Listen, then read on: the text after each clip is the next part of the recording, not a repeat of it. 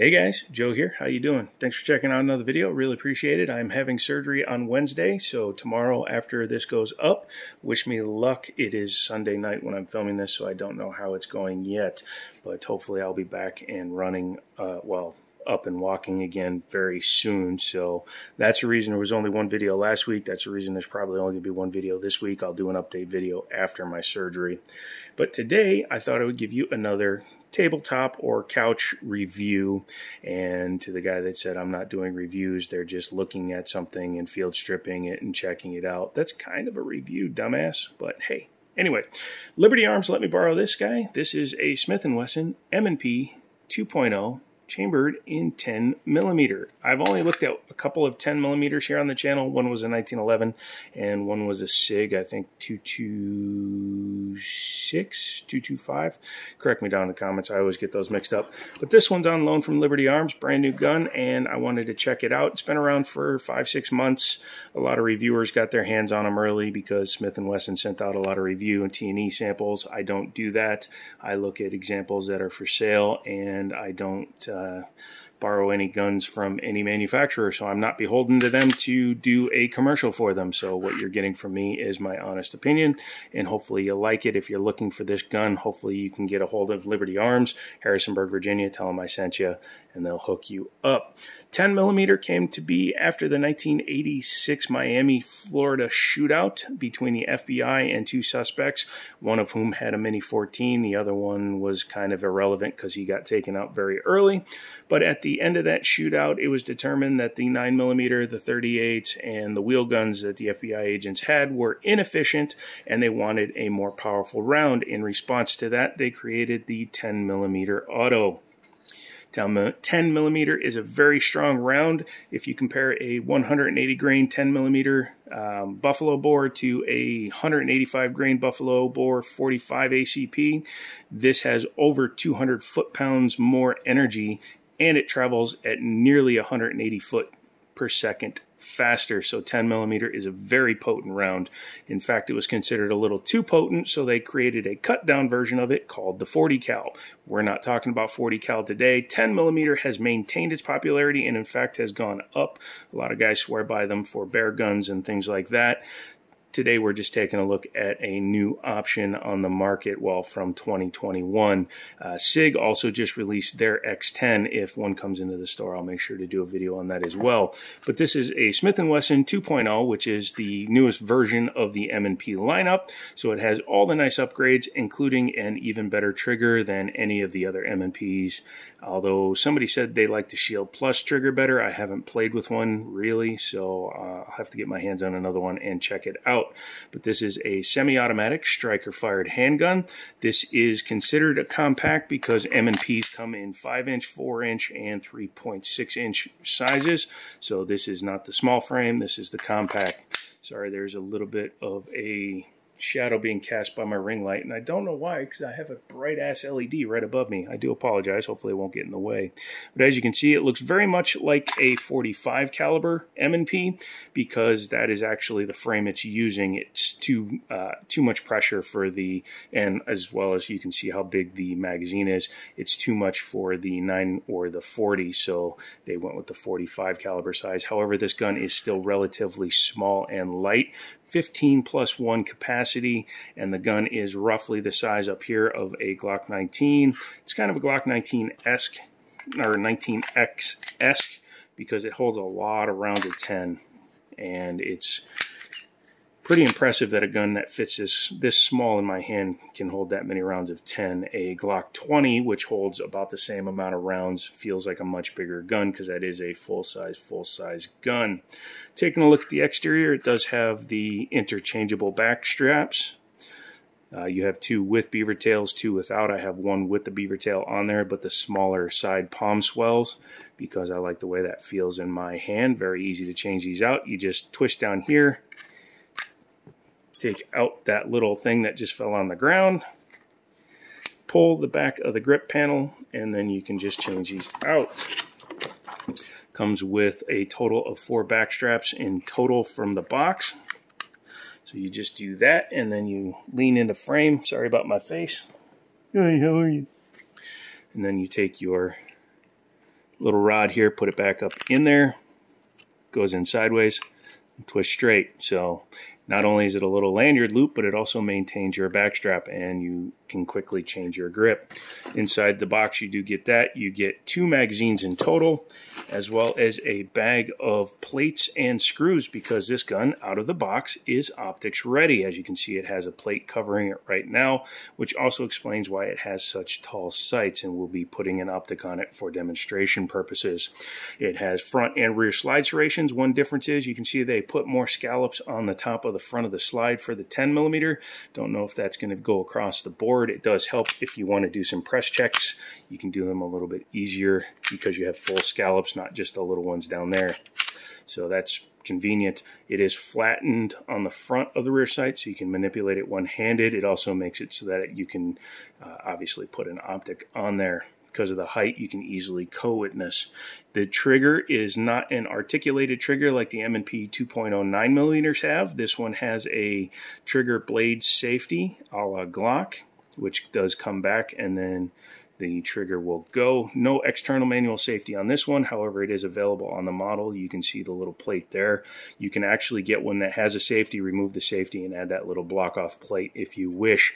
Ambidextrous slide lock slide release, and it does look like the magazine release is reversible. However, I have not done so, so I can't tell you 100 billion%. I like how the grip feels. It's nice and aggressive. It's definitely not going to come flying out of your hand. It's like mid-grade aggressive skate tape on there, which I really like. Magazines are very nice. They're actually the same as the 45 ACPs with just a slightly different shape on the feed lip and a different follower, but the bodies are 45 ACPs. They are flush fit at 15 rounds. And they are drop free. One thing I do like that Smith & Wesson did better than a couple of other companies that I can name that rhyme with Glock is the way you can strip out the magazine. You see that little cut there? Very easy to get your finger in there if you need to strip the magazine without having a giant cut there or there. So very well done there, Mr. Smith & Wesson. It is a stainless slide and stainless barrel. They just happen to be nitride coated, so you'll get extended corrosion protection by having stainless components, and then this finish is supposedly pretty darn strong. Let's talk about that trigger. This one comes in at just under 6 pounds. I know they're anywhere from 5.5 to 6.5 pounds. This one came in at 5 pounds, 14 ounces on average. Once you hit the trigger safety and you pull back, you see right there was some slop, and then it just breaks. One thing about the reset, it is virtually unhearable, inaudible. I don't know words sometimes, but yeah, listen. You can barely hear it on camera. I can barely hear it, and you do not feel anything, but it's there. It's at the wall. So I guess if you train your finger, you should be able to hit it pretty easy. And if you just release enough, you'll go right to it, and it's a super easy reset. So overall, it's a pretty decent feeling trigger. It feels better than a stock Glock trigger. So it has that going for it. And I've never shot an M&P with the articulated trigger, but from what I understand, this is a better trigger overall. Nice external extractor here, and they do still have the same light cuts on it, lightning cuts, styling cuts, however you want to refer to it. I really like the scallop that they do, and you can see even back here, it does come back a little bit, so you do have a little bit of a shelf to grab on. So if you have the optic, you aren't grabbing your optic, you can still grab your scallops. You can look down there and see if you have a loaded chamber. When there's a round in there, no loaded chamber indicator on the back. Let's go ahead and pop the top off to do that. Bring it back, lock it open, double check. Hey, there's nothing in there. Awesome! Take your takedown lever and put it into the down position. Once you've done that, go ahead and release the slide. Pull the trigger. You'll notice that the takedown lever tried to swerve back up. Go ahead and hold it in the down position so that you can take the top off of the frame. Once you've done that, you can take your guide rod, which is captive with the spring off. You can see it has 2 different colors. Just pay attention to which end is which. Doesn't appear to be serviceable, but maybe if you have a good set of pliers.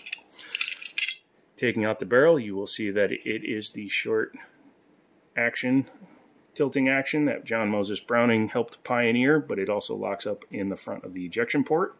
Looking inside there, you got the dots that they typically put in there for, I believe, identification for manufacturer, as well as just something for the ages. Someday aliens are going to be going, blah, blah, blah, blah. What is that? Blah, blah, blah, blah. Looking back here, you have a drop safety. This one's been skittering a little bit. I would probably polish that out if it was mine. The way the finish is a little bit damaged there on top of the striker tube.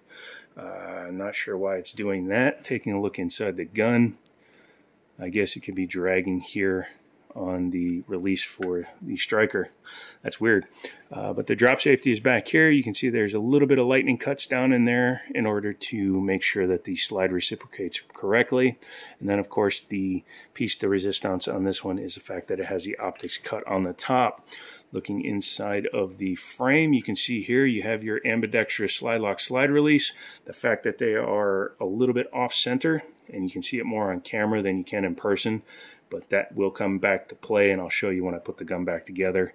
It's an issue I see on a lot of manufacturers, and it's present on this one as well. But other than that, it has metal rods that it rides on, and it has a stainless insert for the chassis. So the chassis is put together on a stainless steel chassis system, so it's not going to have as much warp. Treat your gun right, you shouldn't have to deal with warp, but there's always a chance. Reassembly is pretty easy. Take your barrel, flip it upside down, put it back in. Take your guide rod, put it back in, make sure that it is horizontal. Bring your takedown lever, make sure it's in the down position. Slide, frame, boom, boom. Really easy. Once you bring it back here, you can just lock it all the way back open. Do that. And here I'm going to show you what I was talking about. Slide lock, slide release. Some people will say it's just a slide lock and you're not supposed to release it using it, but based on the size of it, no, that's not true, but works fine on that side.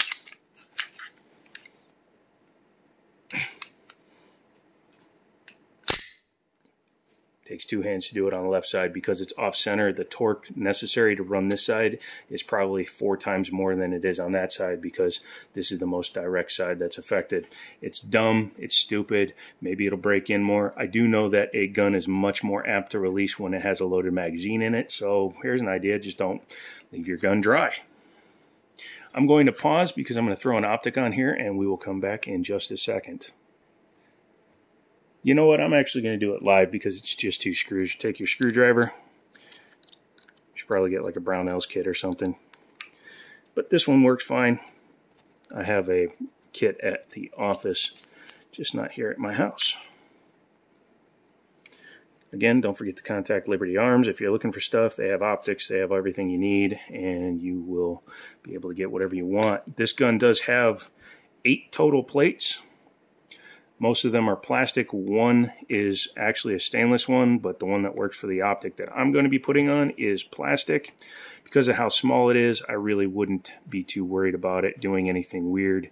And they include sets of screws for each individual type, so they are definitely here to make sure that you get the right setup for your optic.